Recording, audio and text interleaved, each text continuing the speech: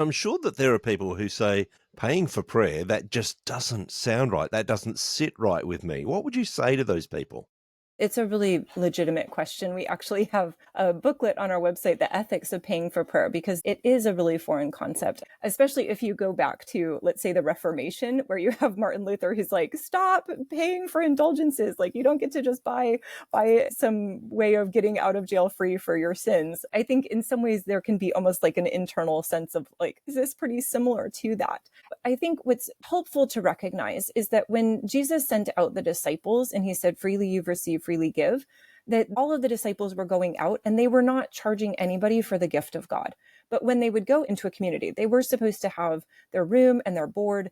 I mean, you could say they were getting their hotel and their restaurant credit or something. Then they would just pray a blessing over that house. So there actually was an exchange that was going on. You're really just paying us for our time because we also need to eat.